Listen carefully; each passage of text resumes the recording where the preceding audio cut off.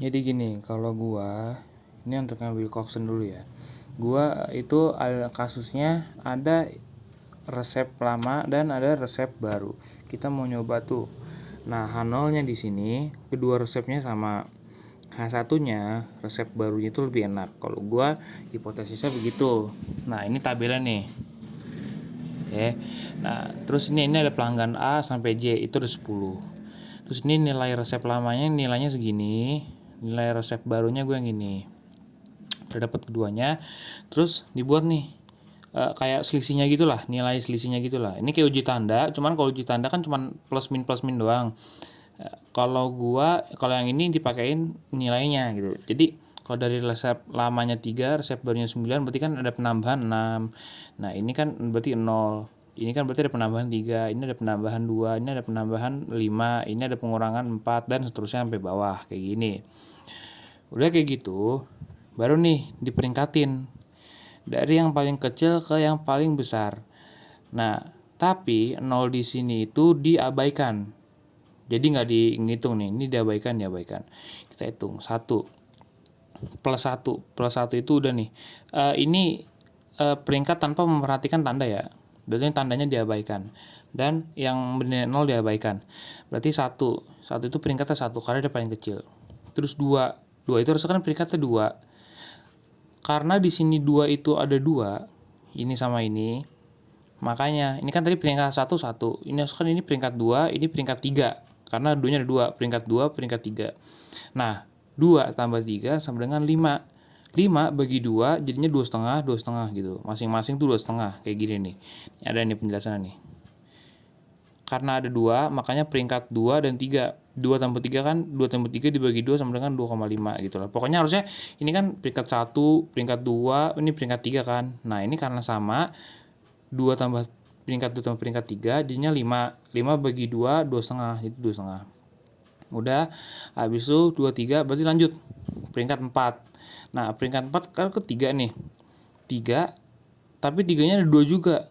Nah, itu berarti tadi tadi kan udah nih peringkat 1, peringkat 2, peringkat 3. Ini kan jadi 2,5. Berarti ini peringkat 4, ini peringkat 5. Sama kayak tadi, 4 tambah 5 kan 9. 9 dibagi 2 berarti 4,5 gitu. Habis itu udah habis itu lanjut tuh peringkat 6. Peringkat 6 itu 4, peringkat 7-nya itu 5, peringkat 8-nya itu 6. Paham kan habis itu? Pokoknya kalau ada yang 2, itu peringkat berapa, itu peringkat berapa. Nah, peringkatnya itu dijumlahin bagi 2. Nah, gitu. Bukan nilainya, peringkatnya. Kalau di gue begitu. Terus ini, ya udah jumlah peringkat bertanda. Berarti tinggal ini bagian plus, bagian min. Debit kredit lah nih. Ini plus, ini min. Pindahin, ini 8. Ini plus 45, ini plus 2,5, ini plus 7. Ini 6. 6 itu kan di min ya.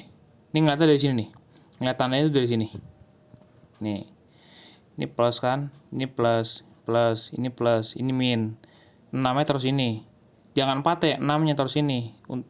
Ini angkanya dari sini, tandanya dari sini gitu. Ini 0 diabaikan. Min 4,5. Ini plus 2,5 plus 1. Udah.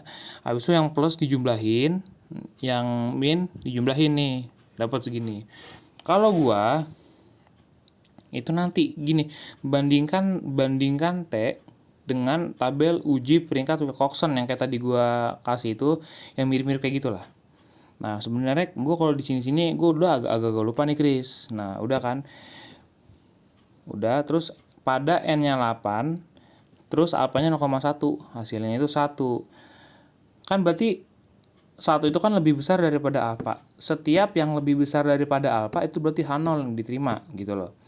Nah, tidak ada perbaikan rasa, H0 diterima. Nih 0,01, alfa lebih kecil daripada 1 lebih besar daripada alfa, H0 yang diterima gitu. Kayak gitu sih kalau gue diajarin sama Pak Farwanto kayak gitu. Nah, cuman yang gue lupa itu ini nih. Sebenarnya gue lupa nih di bagian sini sama di bagian sini bandingkan T. Nah, T-nya itu mana itu sebenarnya gue agak lupa ya. T itu jumlah peringkat yang kecil tandanya. Itu sebenarnya gue lupa sih, Chris. Coba nanti lo tanya ke yang lain deh. Nah, ini gue juga bingung nih. Ada 2 gitu, yang mana? Itu untuk yang Wilcoxon. Lanjut nih. Ini yang Spearman. Spearman itu sebenarnya lebih gampang sih yang tadi. Yang tadi tuh agak-agak rumit, cuman ya termasuk gampang lah buat lu mah. Ini Spearman. Kalau gue di sini kasusnya, jadi ada dekan, ada penilaian dekan dan wakil dekan terhadap dosen. Nih, ini penilaian dekan dan wakil dekan terhadap dosen A. Terus sampai ada berapa nih? Sampai dosen sampai O, dari A sampai O. Nah, udah ini nilai-nilainya. Penilaian dekan ini ke dosen A itu segini. Penilaian wakil dekan ke dosen A itu segini. Nih. Itulah, ini tabelnya. Alpanya 5% atau 0,05. Biasanya Chris, lu kalau udah ke sini-sini tuh, udah ke lab starter, alpha itu pasti 0,05. Cuman nggak pasti, cuman mostly itu 0,05. Gitu. Nah, sini dibuat nih. H0-nya itu tidak ada hubungan antara dekan dan wakil dekan. H1 ada hubungan antara dekan dan wakil dekan. Nih, di sini gue buat ulang tabelnya yang tadi di belakang. Terus di sini gue buat D kuadrat, tabel D kuadrat. Tabel D kuadrat itu kayak selisihnya terus dikuadratin gitu loh.